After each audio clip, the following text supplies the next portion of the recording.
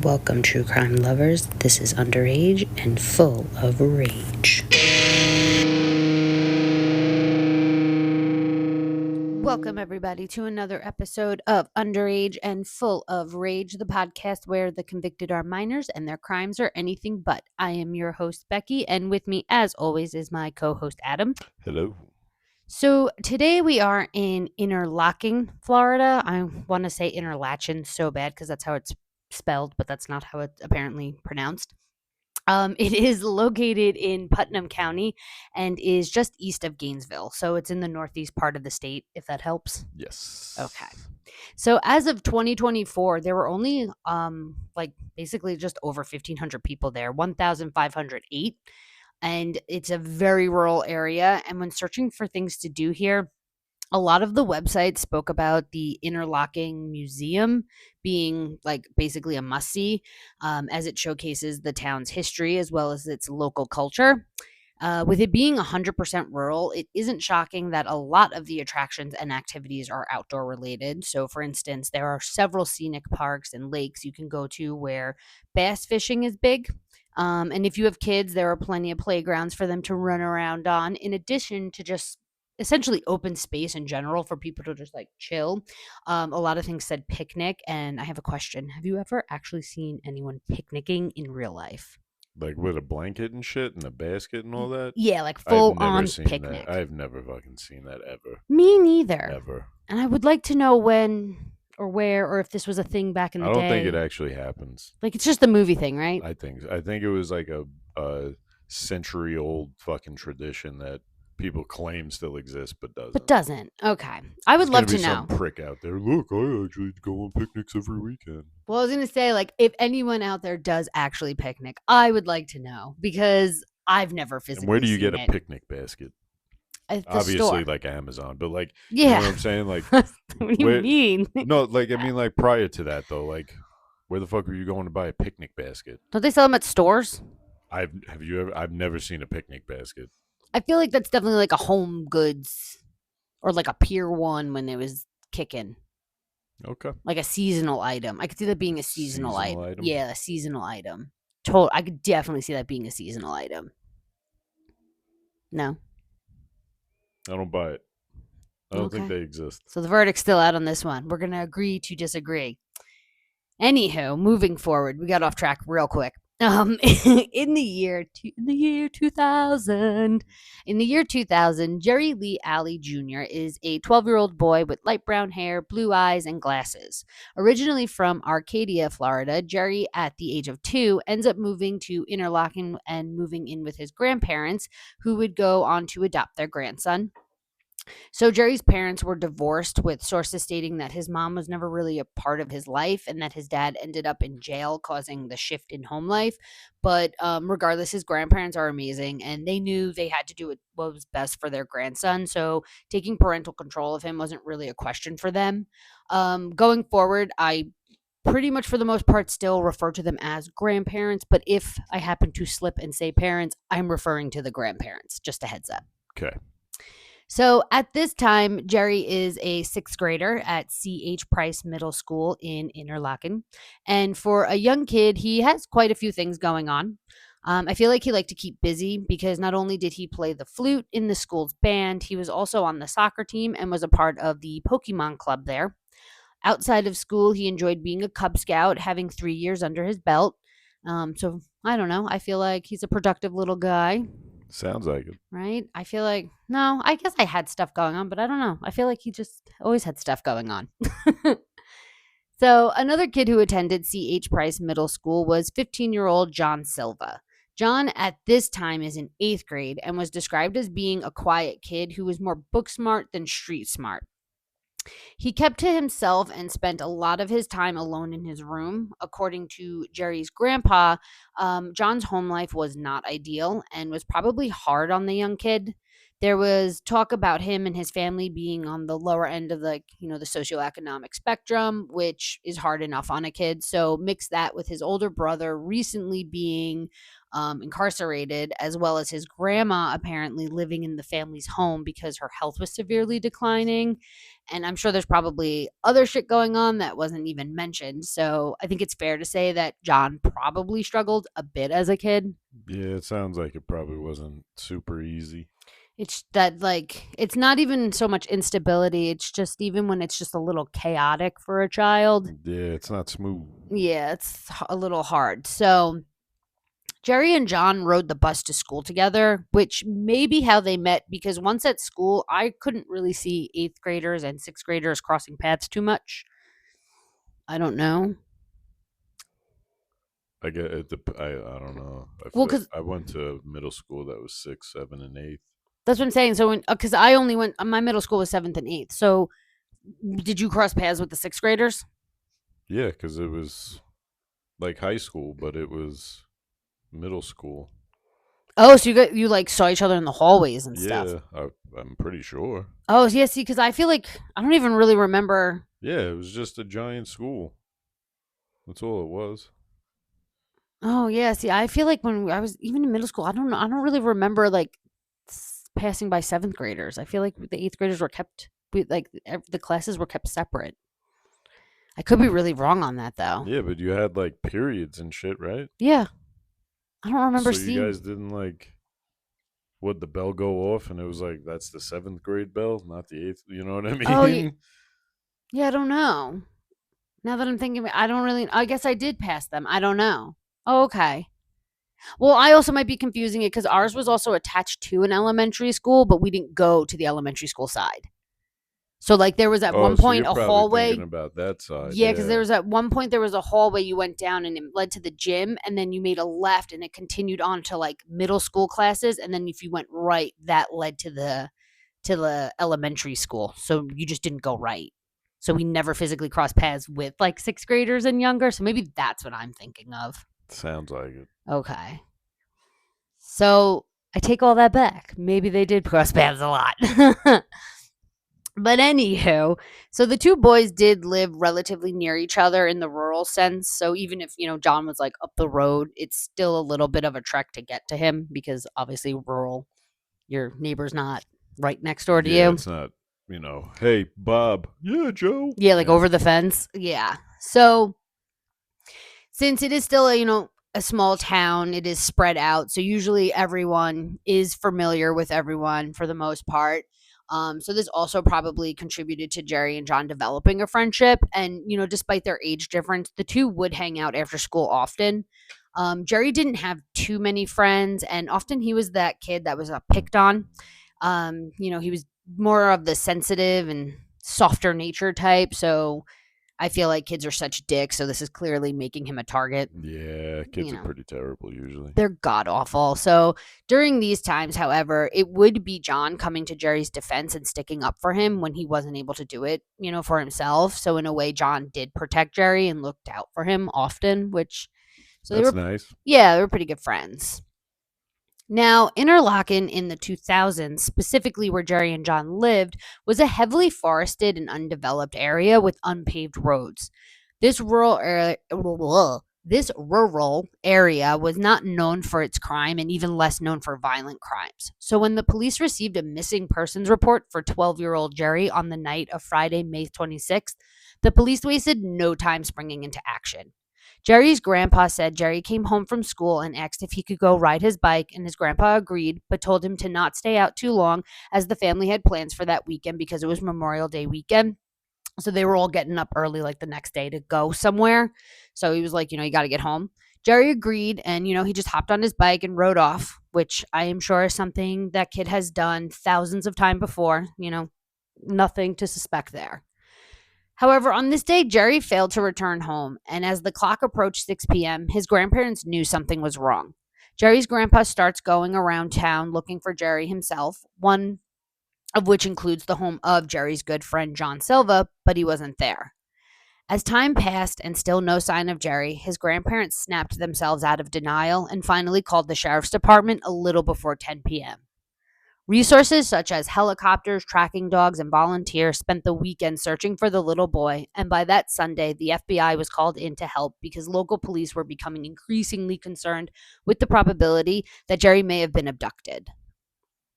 By Monday, still no sign of Jerry, and cops are out of leads as the search efforts have still come up with nothing.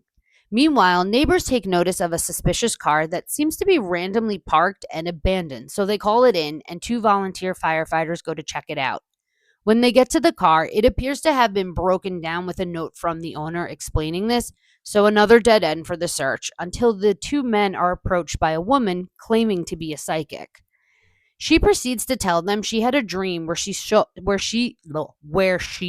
saw Jerry laying in a septic tank on this vacant lot. So they go to investigate the lot, which is located behind where the car was left. And since it was being used as an illegal dumping grounds, it was riddled with garbage and a bunch of shit. Not to mention that it was also the site of a mobile home that caught fire 3 years prior.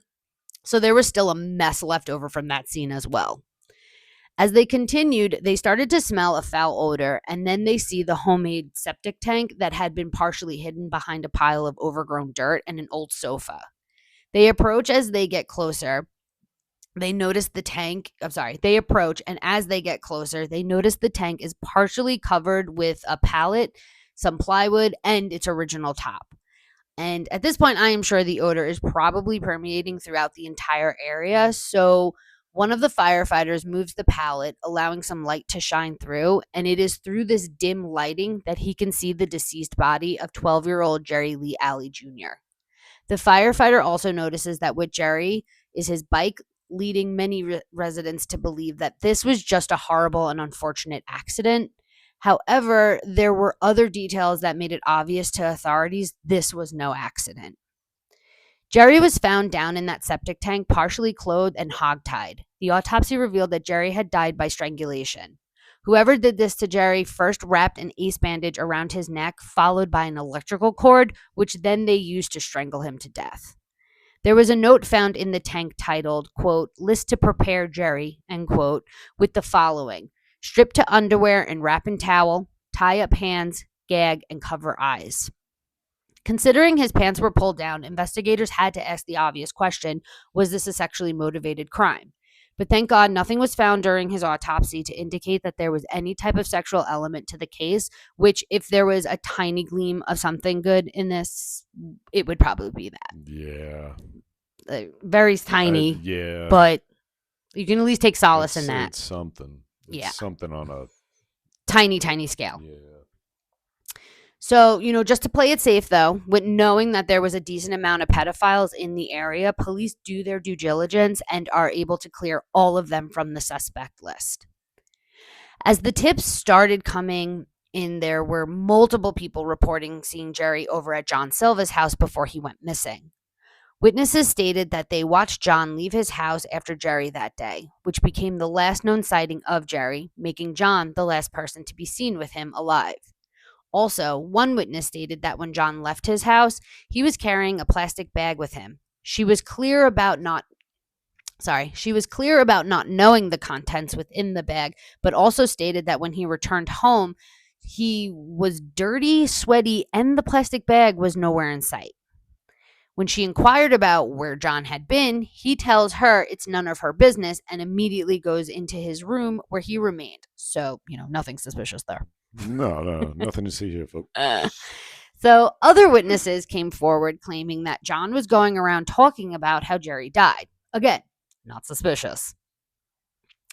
So with this information, the police zeroed in on John and brought him in for questioning. While being questioned, he first points to it being a ring of pedophiles in the area and then mentions that it had to be someone with a car. But when pressed on this accusation, he claims that that was just what he had heard from the news. So really, okay. And then according to the investigator, John had several different stories of what he, quote unquote, thought could have happened, but nothing was really making sense. Eventually, later on, he mentions that Jerry was at his house and that he saw him that day, that he had gone missing, but his stories continue to be filled with just contradictions. And eventually, I guess John must have realized he wasn't going to be able to point, the finger at anybody else. So he eventually, at one point, just slides off his chair and he sits underneath the table. He begins to sob, and then he just starts telling the police that when they went to the tank, they were wrestling in it, which, okay, so initially this seemed, to me at least, more ridiculous than it actually turned out to be. Because I was like, who the fuck goes and hangs out in a septic tank? But apparently the septic tank was only about 2 miles away from where they lived, and it wasn't uncommon for the local kids to go and play in it. And now I know it's empty and dry, but it's a septic tank. Why are you playing in that? Out of all the things Right? Is that you not could weird? play in, like, unless it was like a septic tank that had never had anything in it. Which it clearly did, because it was there from a mobile home that had only burnt down like 3 years ago. Which means, like, Yeah. Okay. It's not just me.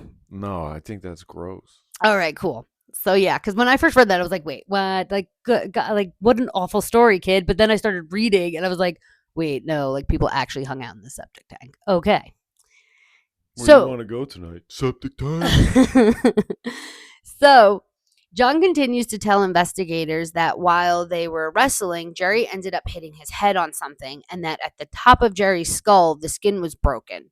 So to prevent him from hurting himself more than he had already, hurt himself, he had ended up pushing Jerry into the tank. But when asked by detectives why he decided to tie him up, John couldn't come up with a valid reason for doing so, and then just told the detective that he didn't know. So basically, John spun a story that this whole thing was an accident, but unfortunately for him, he didn't have a valid reason for covering up the supposed accident. Wait, what? Yeah. Like, the actions he took after Jerry apparently hurt himself he couldn't explain. Like, oh, if you guys were wrestling, you just had an accident. Because according to him, they weren't in the septic tank. They were wrestling like outside of it. And then when Jerry injured himself, he decided to like push him into the septic tank and tie him up so he didn't hurt himself any more than he already did. But they were like, why? And he was that like, makes total sense. yeah, he was like, I don't know. He could have been a harm to himself. So I tied him up and pushed him into a septic tank and left him for dead. Like, it made no That's sense. Insane. Yeah, it made no sense. So the cops knew also that this was a lie because the autopsy clearly showed strangulation as the cause of death, and there were no head wounds found that would support John's claims. Police were also able to lift 3 fingerprints off of the note that was left in the tank with Jerry, and these prints matched both John and Jerry, with one belonging to Jerry and the other 2 matching John. John's mother also corroborated that the note belonged to her son because about a week prior to the incident, she saw it in his room. But when she asked him about it, John told her it was just a joke, and she didn't really think anything about it further, which, why would you? Yeah. Like, why would you? You can't get mad at that. You're not thinking your son's actually plotting the death of his friend. No. I feel like that if you are thinking that, that's like, what the fuck? What the fuck? Yeah. So John was arrested and charged as an adult with first-degree murder and kidnapping. He was held without bond at a juvie center in Gainesville. At the trial, his lawyer argued that there were way too many unanswered questions, making it impossible to find John guilty of this act. Apparently, there was one witness statement stating that John was only gone from his house for 30 minutes that day, meaning that he wouldn't have, had enough time to go to the tank, kill Jerry, and return home.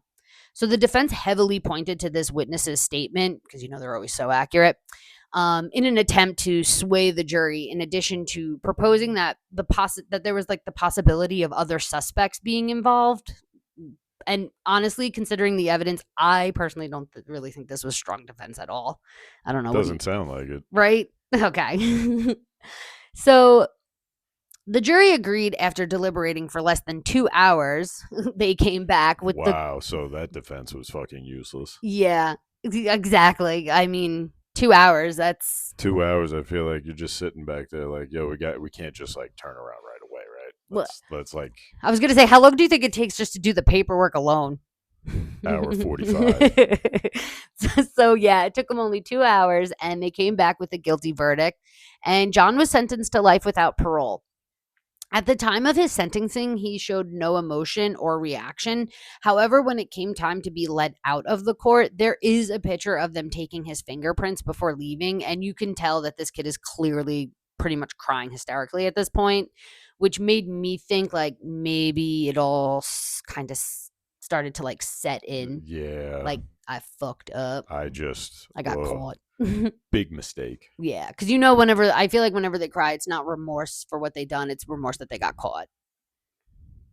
Yeah, because it's the reality of what's going to happen now. Yeah, like I'm not going back to my cushy little bedroom in my life. I'm going away a long time. Yeah, I'm going to what is the pound me in the ass or whatever prison? To federal pound me in the ass prison.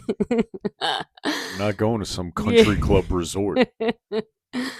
So, up until this point, there was no real motive for why John decided to murder his good friend Jerry. But the prosecutor strongly believed that if John was ever to be let out, he would most certainly kill again. And it turns out he was probably right, because it wasn't until 6 years later when John decided to write his friend a letter describing why and how he murdered Jerry. In a shockingly casual manner, John wrote how about a week before the murder, John began wondering what it would be like to murder someone. Originally, he thought of it, just as a passing thought that probably most people get randomly. But then as the days went on, he found the frequency of these thoughts increasing until he couldn't get them out of his mind. And that was all he was thinking of. He told his friend how one day he saw Jerry waiting for the bus and just knew it had to be him. Now, I have to interject here because the forensic psychologist during the Killer Kids episode I watched on this case, he basically took this time to focus on the fact that he believed John saw Jerry as someone he could easily manipulate, and that's why John targeted Jerry. But I think personally, this is giving John way too much credit.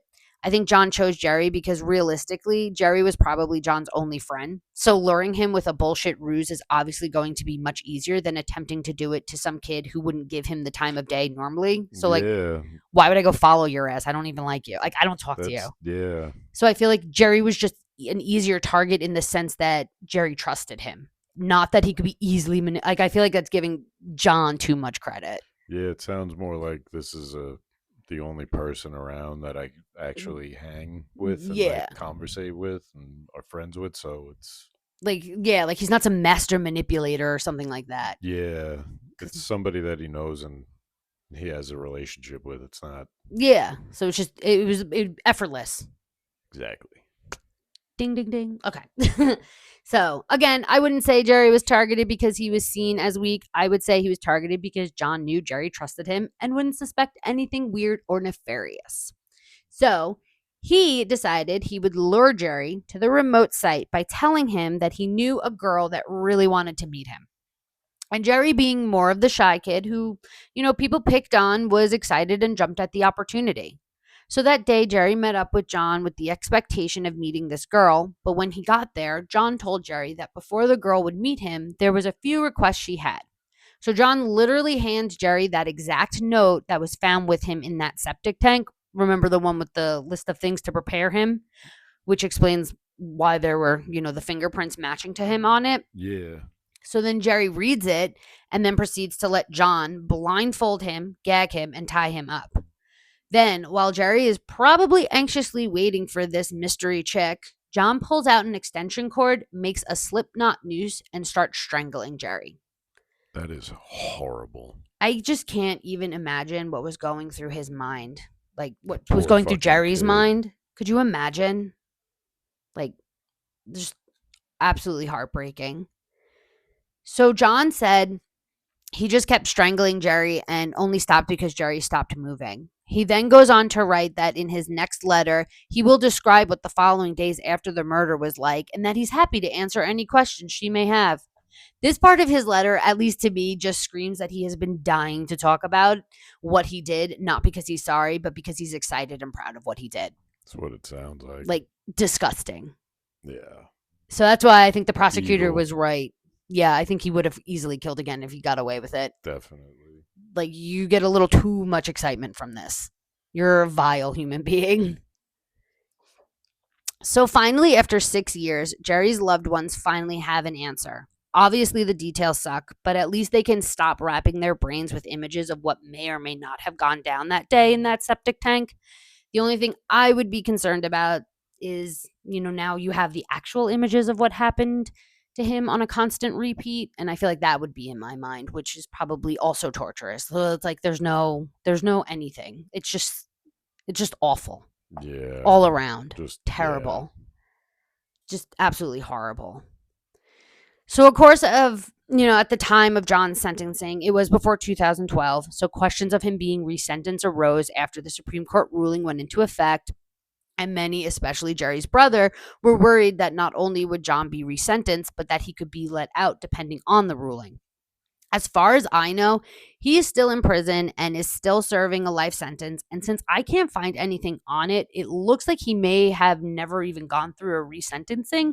But if he did, he must have received the same sentence because as of today, John Silva is still serving his time in federal prison with no release date on file. And that, everyone, was the murder of 12-year-old Jerry Lee Alley Jr. And with that, you know what time it is. So not everyone. So Adam, who is our shithead of the week? 32-year-old named Steven. Well, he was 32 at the time, like a year ago. And this one's in Colorado, not Florida. Oh, okay. Yeah. And if you live in Colorado, you might have seen this on the news. I have no idea. It was from Fort Collins. There was a police got a report in the early summer of 23 saying that some dude's walking into coffee shops and like starting to act obscene. So I'm guessing like diddling himself or like Ew. dropping drawers or something like that. Like licking things. Yeah, it could have been something creepy, you know.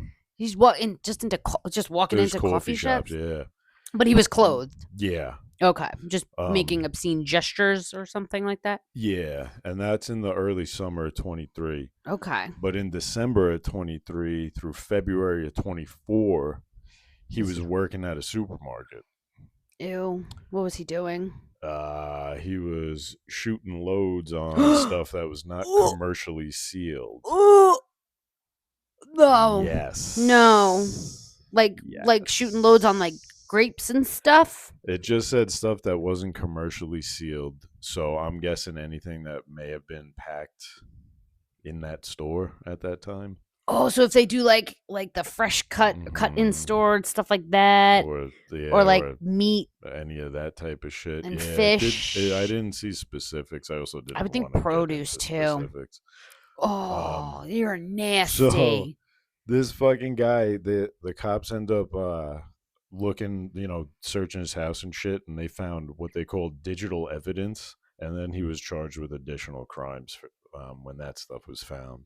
So in total, this dude, 14 counts of indecent exposure, 2 counts of attempted indecent exposure. I don't know what the fuck that means. Did he show up naked with the trench coat but never physically opened the trench coat? Like how do you get almost indecent? He almost whipped it out. Yeah. How could you even prove that? 4 counts of unlawful sexual contact. Ew. And 16 counts of attempted sexual assault on a child. Now, those could just be because he was getting weird in a coffee shop and there was kids in there. Oh, I didn't see specifics on what like those that charges dude who were, ended up on the sex offender thing for peeing in like a schoolyard at 3 in the morning. You know what I mean? Yeah. So I don't know. I mean, he looked like a diddler, but I'm not going to say he looked like a diddler. How old was he? 32. Oh my God. What is wrong with people? I don't know. I just feel like people are getting weirder and weirder. They are. Was people always weird and like, now they're just more comfortable in their weirdness, or are people just generally getting weirder more now because of the fucking internet? So like, yeah, maybe it's okay. All these creep communities online, they existed long before the internet. There was just no way for these creeps to come together. That's true. They did stuff by like mail. Like a lot of times, like I remember like watching that that documentary about the teacher in New York.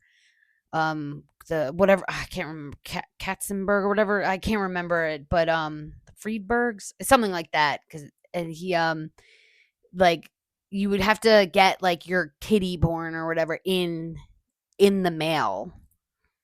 Like you would like you would have to send out for it and And then and they would somebody would mail you a shit video. Ugh. or like your magazines and yeah, like it wasn't like you can just It yeah. wasn't websites and shit. Yeah, like the community was definitely way more probably harder to track because of like the mail and stuff like that. Whereas like the internet is a lot easier to find these Now, fucking forums yeah, because they're just there. they just exist. Ugh, so gross. Well then, oh wait, did he get like arrested? Like, did he have to like go to like jail or anything, or did he just get fined for all that shit? No, he was being held on bond, waiting trial when I was looking. Oh, okay. Because I was gonna say, because I feel like a lot of the times too, stuff like that, like the police don't take as seriously, so they go through the court system, but then you just get slapped with like, oh, here's 3 months or whatever it is, and but it's like that I stuff don't know. usually There was kid leads stuff to on other there, so I stuff. feel like Okay, I feel like they're usually maybe pretty fucking hard on. you would think, Oh not yeah, always. yeah, that's true. There are people who definitely do horrendous things that get less time than than people Yeah, that don't, and they're in there for like life and they did hardly anything. So that's why I was wondering if like it just was it more of a slap on the wrist or what? yeah, I don't know. Ugh, gross. Well, hopefully it wasn't a slap on the wrist, and hopefully he is not on the streets of Fort Collins. One can only hope. So, in that note, thank you for listening, everyone. And if you liked hanging out with us, let us know by following us on Spotify, Instagram, Apple, and/or YouTube.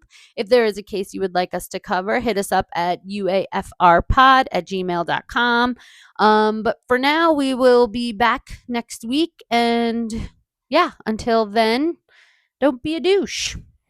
Have a good one. See ya.